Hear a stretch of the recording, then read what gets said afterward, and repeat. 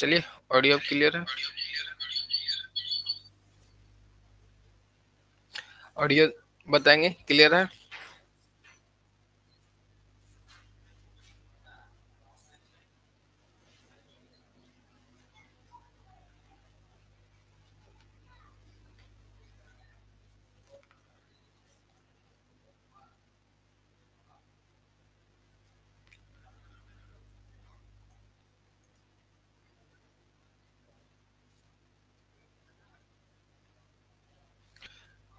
Question number 1 से हम लोग स्टार्ट करेंगे। किन्हीं को कोई डाउट है तो वो आप लोग पूछिएगा।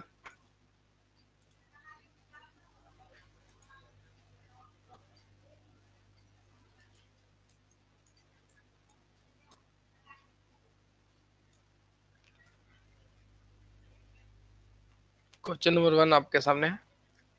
किन्हीं को कोई डाउट है तो वो आप लोग पूछ लेंगे और स्टार्ट करेंगे। उम्मीद है कि सारी क्वेश्चंस का कमेंट आप लोग सही सही करेंगे, यानी उत्तर जो है वो सही सही देंगे।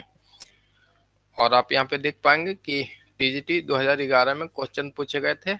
जितने भी क्वेश्चंस है वो आपको विभिन्न टीचर एग्जामों में पूछे गए हैं।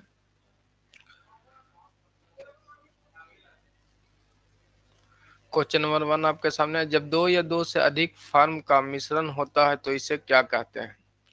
यहाँ पे देखेंगे फार्म ए और फार्म बी लिमिटेड है। क्या है? ए या बी फार्म की बात करें, लिमिटेड नहीं लिखे हैं। तो फार्म ए और फार्म बी का मिश्रण यानी दोनों जो मिलकर बनेंगे उसे क्या कहते हैं? तो ये दोनों मिलकर जो कंपनी बनेंगे वह एकीकरण कहलाता है। तो सौरभ जी, जूही परवीन जी का राइट आंसर आ गया है, ये एकीकरण कहलाएगा। तो ये ध्यान रखिएगा, इन दोनों मिलके जो एक फर्म बनेंगे, दोनों का मिश्रण ए प्लस बी का जो मिश्रण होगा यानी दो कंपनियों का जो मिश्रण होगा उसे हम लोग एकीकरण कहते हैं। इस नंदन कुमार का भी कमेंट आ गया है। क्वेश्चन नंबर 2 देखेंगे। When interest is to be allowed on capital of a partners is generally calculated on the, यहाँ पे देखेंगे जब साझेदारों को ब्याज दिया जाना है, क्या है? ब्याज दिया जाना है, तो इसकी गणना प्राय हम लोग किस पे करते हैं? हम देख सकते हैं बहुत बार एग्जाम में ये पूछे गए हैं। तो जो ही परवीन जी का ए आंसर आ गया है, capital in the beginning of year, यानी वर्ष के आरंभिक पूंजी पे। किस पे? वर्ष की आरंभिक पूंजी पे। ए ऑप्शन आ गया सभी का, जूही परवीन जी, सौरभ जी और कृष्णनंदन जी का। चलिए क्वेश्चन नंबर 3 पे हम लोग चलेंगे। क्वेश्चन नंबर 3 आपके सामने है। The sum of the shares sacrificed by the old partners is equal to the shares give to, यानी पुराने साझेदार द्वारा त्यागे गए शेयर्स का योग डॉट डॉट को दिए गए शेयर्स के बराबर होंगे। अब आपको बताना है कि जो पुराने साझेदार द्वारा त्यागे गए शेयर्स का योग किसके बराबर होगा? ऑप्शन ए नवीन प्रविष्ट साझेदार के, ऑप्शन बी सेवानिवृत्त साझेदार के, और ऑप्शन सी पुराने साझेदार जो अब सेवानिवृत्त होने जा रहे हैं, या ऑप्शन डी मृत साझेदार के निष्पादक, और ऑप्शन नंबर ई है दिवालिया साझेदार के। तो यहाँ पे बताएंगे पुराने साझेदारों द्वारा त्यागे गए शेयर्स का जो योग होता है वो आपको पता है कि पुराने साझेदार शेयर का त्याग किसके लिए करते हैं? न्यू साझेदार के लिए। तो option A is the right answer हो जाएंगे। ध्यान रखिएगा कि जो कोई भी साझेदार, मान लेते हैं ए और बी दो पार्टनर्स थे और एक फर्म को क्या कर रहे थे? चला रहे थे। कोई पार्टनर्स आएंगे, यानी सी कोई पार्टनर्स न्यू आपको आ रहा है, तो इन दोनों जो पार्टनर्स का हिस्सा था, पहले इन्हें 50-50% मिल रहा था, 50-50 बांट रहे थे। अब जब न्यू पार्टनर्स आते हैं तो ये 33-33% का क्या करते हैं? बंटवारा करते हैं, इक्वली बांटते हैं। तो इस मान लेते हैं कि ये इक्वली ही अभी भी बांटते हैं। तो यहाँ पे देखेंगे जो पुराने साझेदार थे वो क्या किए हैं? त्याग किए हैं। इनका 50% था, अब वो 33% ले रहे हैं। तो ये त्याग किसके लिए कर रहे हैं? ये न्यू पार्टनर्स के लिए कर रहे हैं। यानी 17 और 17 यानी 16.55 करके कुछ आता है इनका, यानी 17-17 करते हैं। तो ये किनके लिए दोनों मिलकर त्याग किया है? न्यू पार्टनर्स के लिए, यानी नवीन प्रविष्ट साझेदारों के लिए। तो A option is the right answer है। चलिए देखेंगे आगे question number 4। Under Garner-Banam-Murray rule is event of dissolution of a partnership firm, solvent partners will have to share the deficiency of insolvent partner। यहाँ पे देखेंगे गार्नर बनाम मर्रे जो नियम हमने आपको बता रखे हैं उसके अनुसार बताना है। फर्म के विघटन की दशा में ऋण शोध क्षमताधारी दिवालिया साझेदार की कमी को किस अनुपात में बांटेंगे। यहाँ पे बताया गया कि ऋण शोध जो क्षमताधारी हैं वो दिवालिया साझेदार के किस अनुपात में बांटेंगे। ऑप्शन ए लाभ अनुपात, ऑप्शन बी समायोजित पूंजी अनुपात और ऑप्शन सी त्याग अनुपात और ऑप्शन डी इनमें से कोई नहीं। तो आपको बताना है कि जो इंसॉल्वेंट पार्टनर्स होंगे, डिफिशिएंट पार्टनर्स होंगे, उनकी शेयर्स को, यानी जो भी पार्टनर्स दिवालिया हो रहे हैं उनकी शेयर को जो रिमेनिंग पार्टनर्स बच जाएंगे, सॉल्वेंट जो पार्टनर बचेंगे वो किस अनुपात में बांटेंगे, ये आपको बताना है। यानी जो दिवालिया पार्टनर्स हैं, दिवालिया साझेदार हैं, क्या है, दिवालिया साझेदार है, इनकी जो पूंजी है, पूंजी को किस अनुपात में बांटेंगे ये आपको बताना है। इनकी जो पूंजी की जो कमी होगा उसे रिमेनिंग पार्टनर्स किस अनुपात में बांटेंगे। तो यहाँ पे ध्यान दीजिएगा, बी ऑप्शन राइट है, सौरभ जी का बी ऑप्शन। समायोजित पूंजी में यानी जो भी लास्ट ईयर का जो कैपिटल का उनका पूंजी होगा, यानी पार्टनर इंसॉल्वेंट होने से पहले जितनी भी एडजस्टमेंट उनकी कैपिटल में होना वो कर लेते हैं, उसी अनुपात में हम लोग इसे बांटते हैं, यानी पूंजी कैपिटल में बांटते हैं। तो B option is the right answer. MPPCS assistant professor 17 में ये पूछी गई थी। चलिए क्वेश्चन नंबर 5 आपके सामने है। प्रॉफिट और loss on revaluation will be borne by. यहाँ पे देखिएगा कि पुनर्मूल्यांकन पर लाभ या हानि को वहन किया जाता है ऑल पार्टनर्स द्वारा, द न्यू पार्टनर नए साझेदार द्वारा, द ओल्ड पार्टनर्स द्वारा, या उपयुक्त में से कोई नहीं, नन ऑफ एवर। ये यूपीपीसीएस एलटी ग्रेड 2018 में क्वेश्चंस आए थे। तो आपको बताना है कि जो रिवैल्यूएशन का मूल्यांकन होता है उसे कौन वहन करते हैं। यानी रिवैल्यूएशन यानी एसेट्स लायबिलिटी को क्या करते हैं, एसेट्स को रिवैल्यू करते हैं और लायबिलिटी को असेसमेंट करते हैं। तो ये आपको बताना है। तो यहाँ पे ध्यान देंगे, इसका जो राइट आंसर है वो सी ऑप्शन आया है, जो ही प्रवीण जी का, सौरभ जी का सी ऑप्शन होगा। सभी साझेदार का मतलब क्या है कि रिवैल्यूएशन हम लोग क्या करते हैं, रिवैल्यूएशन करते हैं जनरली एडमिशन रिटायरमेंट के समय में।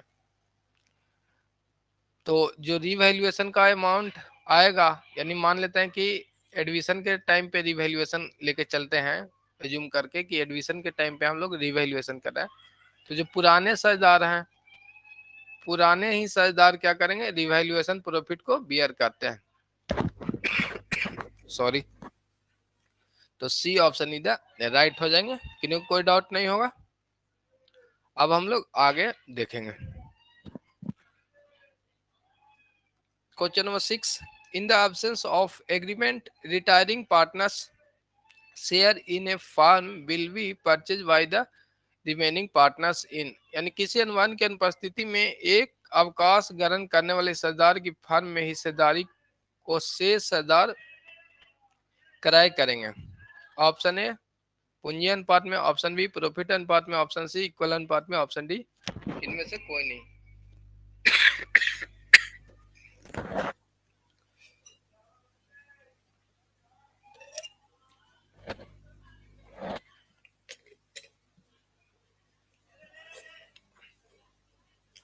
चलिए, तो आपका कमेंट भी आ गया है, B option, B option, B option.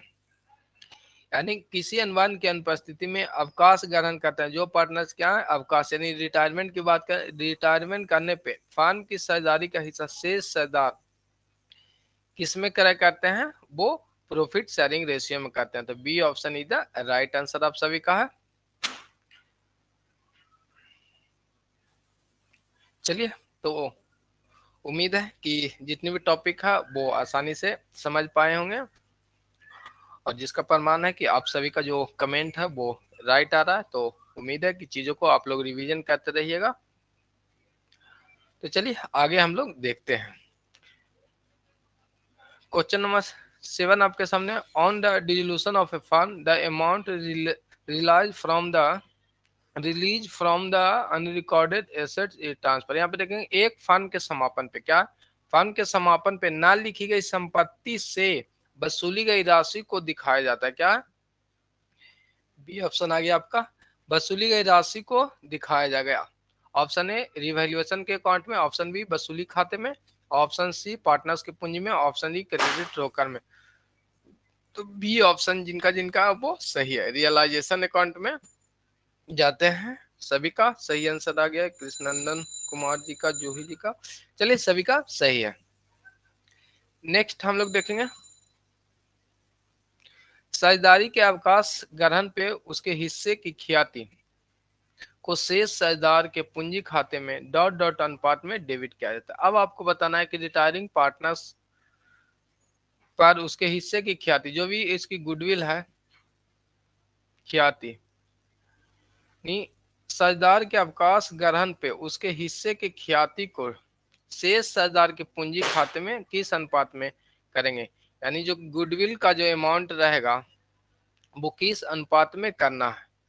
यानी क्या है, रिटायरमेंट की बात कर रहे हैं, रिटायरमेंट करेंगे तो जो रिमेनिंग पार्टनर्स हैं, रिमेनिंग पार्टनर्स को क्या होगा, गेन होगा, या यहाँ पे देखेंगे कि ख्याति की बात कर रहे हैं और रिटायरमेंट के समय की हम लोग बात कर रहे हैं, रिटायरमेंट पे हम लोग बात कर रहे हैं। तो रिटायरमेंट के समय पे जो रिमेनिंग पार्टनर्स होंगे उन्हें क्या होती है, प्राप्ति होती है। तो क्या करेंगे, त्याग में नहीं करेंगे, जो भी ख्याति का मूल्य है वो लाभ प्राप्ति पे हम लोग करते हैं, यानी गेनिंग रेशियो। लाभ प्राप्ति का मतलब यहाँ पे गेनिंग रेशियो, जो भी गेनिंग रेशियो उस अनुपात में जो रिमेनिंग पार्टनर्स को कैपिटल का हम लोग डेबिट कर देते हैं। बी ऑप्शन आ गया है, जो भी प्रवीण जी का भी बी ऑप्शन है, और चलिए सभी का बी ऑप्शन है। तो लाभ प्राप्ति यानी गेनिंग रेशियो इंग्लिश में कहेंगे, तो B option is the right answer है। क्वेश्चन नंबर 9 देखेंगे हम लोग, फर्म के समापन पे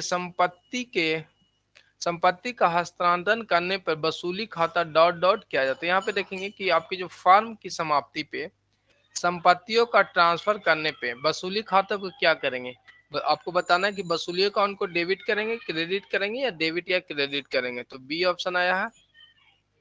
यहाँ पे देखेंगे एसेस को हम लोग ट्रांसफर करते थे, तो ध्यान रखिएगा जब हम लोग रियलाइजेशन अकाउंट बनाते हैं तो ट्रांसफर करते थे तो डेबिट करते थे, क्या करते हैं ट्रांसफर, तो संपत्ति को इधर लिखते थे, ट्रांसफर की बात करें, क्या करें ट्रांसफर की बात, लायबिलिटी की ट्रांसफर की बात करते थे तो हम लोग क्रेडिट साइड में इधर दायित्व को लिखते थे। तो जो रियलाइजेशन अकाउंट आपका है उसे हम लोग क्या कर रहे हैं, संपत्ति को ट्रांसफर करते हैं तो रियलाइजेशन अकाउंट को डेबिट करते हैं, क्या करते हैं डेबिट करते हैं। तो ए ऑप्शन इधर राइट आंसर, सौरभ जी का राइट आंसर है, कृष्णनंदन जी का राइट आंसर। चलिए तो यहाँ पे ये ध्यान में रखना है कि जो क्वेश्चन पूछा है उसे किस तरह से डील करना है, ये आपको देखना है। यहाँ पे संपत्ति का ट्रांसफर करने पे वसूली खाता डॉट डॉट क्या जाता है, ये जो आपका वसूली खाता उसे क्या किया जाता है, ये आपको पूछा गया था। तो A option is the right answer है। क्वेश्चन नंबर 10 आपके सामने, गवर्नर बनाम मर्रे के नियम के अनुसार किसी साझेदार को दिवालिया होने के कारण हुई हानि को अन्य साझेदार में बांटा जाना चाहिए। अब यहाँ पे ध्यान देना है कि दिवालिया कोई पार्टनर्स हो रहे हैं, उसके कारण जो हानि हो रही है तो उसे किस रेशियो में बांटते हैं। यहाँ पे देखिएगा कुछ नहीं कहा गया, तो मानेंगे कि जो दिवालिया पार्टनर्स की कैपिटल की है बात कर रहे हैं। ऑप्शन ए लाभ हानि अनुपात में, ऑप्शन बी पूंजी अनुपात में, ऑप्शन सी अनुपात दोनों अनुपात के औसत में, और ऑप्शन डी इनमें से कोई नहीं। तो ध्यान दीजिएगा, हानि की बात करें तो यहाँ पे कुछ नहीं कहा गया, तो जो दिवालिया पार्टनर्स की कैपिटल की यहाँ पे चर्चा की जा रही है। जो दिवालिया पार्टनर्स आपके हैं इनकी कैपिटल को जो रिमेनिंग पार्टनर्स है कुछ रेशियो में वहन करेंगे, तो वो आपको पूंजी अनुपात में वहन करेंगे। यदि आपको कहा जाता है कि वसूली की हानि, क्या है वसूली की हानि को किस रेशियो में, तो ये प्रॉफिट रेशियो में करते हैं, और कैपिटल को हम लोग वहन किस रेशियो में, कैपिटल अनुपात में ही करते हैं। तो B option is the right answer. तो ये चीजें ध्यान में आपको रखनी है, हिडन रहेगा तो मान के चलेंगे कि कैपिटल की बात कर रहे हैं। क्वेश्चन नंबर 11 आपके सामने आया है, in the case of retirement of partners the total amount of goodwill is credited. यहाँ पे देखिएगा टू द अकाउंट। अब आपको बताना है कि total amount of goodwill is credited, यानी गुडविल को हम लोग क्रेडिटेड करते हैं टू अकाउंट ऑफ, किसके अकाउंट में, यानी एक साझेदार के अवकाश ग्रहण करने पे ख्याति की कुल रकम को क्रेडिट करते हैं। किसमें क्रेडिट करते हैं? ऑप्शन है केवल अवकाश ग्रहण करने वाले साझेदार खाते में, यानी यहाँ पे पूछा गया कि कौन से खाते में हम लोग क्रेडिट करते हैं। ऑप्शन नंबर बी केवल बचे हुए साझेदार के खाते में, ऑप्शन नंबर सी ऑल साझेदार में, और ऑप्शन नंबर डी उपयुक्त में से कोई नहीं। चलिए, तो ये क्वेश्चन आपको ऊपर में ही दिया हुआ है कि इतनी बार पूछे गए हैं। तो सी ऑप्शन है, सभी साझेदार के। आ रहा है आपका कमेंट सी ऑप्शन। यहाँ पे ध्यान दीजिएगा कि एक साझेदार के क्या है, रिटायरमेंट की बात कर रहे हैं। रिटायरमेंट, रिटायरमेंट एक साझेदार के अवकाश ग्रहण करने पे जो गुडविल आपका है, गुडविल ख्याति की कुल रकम को क्रेडिट करते हैं। गुडविल का जो अमाउंट है उसे क्रेडिट किस में करते हैं? आपके जो बचे हुए साझेदार हैं उनकी खाता को क्रेडिट करते हैं, यानी जो रिमेनिंग पार्टनर्स है रिटायरमेंट होंगे, और गुडविल, गुडविल को क्रेडिट करेंगे गुडविल अकाउंट। यहाँ पे देखेंगे रिमेनिंग पार्टनर्स डेबिट और टू गुडविल अकाउंट। यहाँ पे देखिए remaining partners capital account debit, capital account debit to goodwill account. अब रिमेनिंग पार्टनर्स को हम लोग डेबिट किए हैं और ख्याति की कुल रकम को हम लोग क्या कर रहे हैं, क्रेडिट कर रहे हैं। तो ये आपको पता है कि जब रिटायरमेंट होता है जो गुडविल का अमाउंट होता है वो रिमेनिंग पार्टनर्स के अकाउंट से जो गेन करते हैं रिटायरमेंट पे पार्टनर्स, उनके अकाउंट का हम लोग डेबिट करते हैं। तो यहाँ पे रिमेनिंग पार्टनर्स का मतलब बचे हुए साझेदार के खाता में हम लोग करेंगे, ये ध्यान में रखना। यहाँ पे बोला गया था कि ख्याति की कुल रकम को क्रेडिट करते हैं, तो क्रेडिट करते हैं हम लोग कौन से अकाउंट में? गुडविल को क्रेडिट करेंगे और रिमेनिंग पार्टनर्स को डेबिट करेंगे। B option is the right है।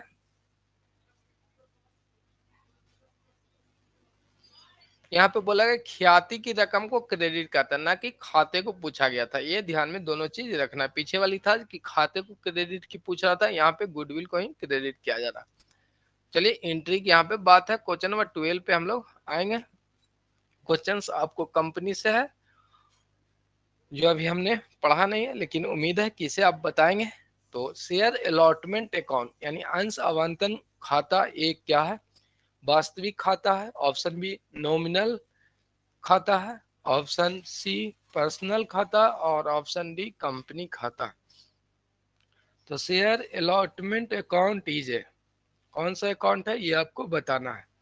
तो शेयर अलॉटमेंट अकाउंट किससे रिलेटेड है ये आपको बताना है। शेयर का जो किन के बिहाफ में अलॉटमेंट किया जाता है? पर्सन के बिहाफ में अलॉटमेंट किया जाता है, इसलिए पर्सनल अकाउंट है। क्या है? पर्सनल अकाउंट है। किन्हीं को कोई डाउट है अभी तक क्वेश्चंस हुए हैं उसमें, तो वो आप लोग कमेंट करके पूछिएगा। किन्हीं को कोई डाउट है तो वो आप लोग पूछेंगे। ये व्यक्तिगत खाते होंगे, इन बिहाफ ऑफ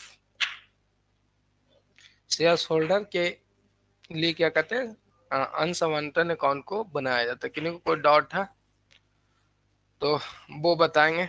चलिए, थोड़ा सा भी डिस्टरबेंस है, बाइक को लेना है और घर वाले को इच्छा नहीं है, तो थोड़ा सा 1-2 दिन एडजस्ट कर लेंगे आप लोग।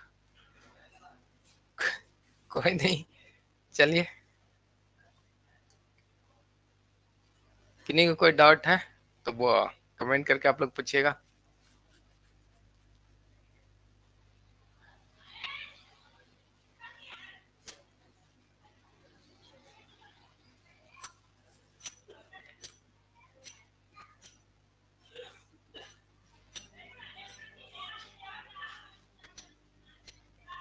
चलिए, क्लियर है तो आज क्लास हम लोग यहीं तक रखते हैं। ज्यादा कुछ हम तैयार नहीं कर पाए थे आप लोग के लिए, तो उम्मीद है कि कल हम आपकी क्लास ले पाएंगे।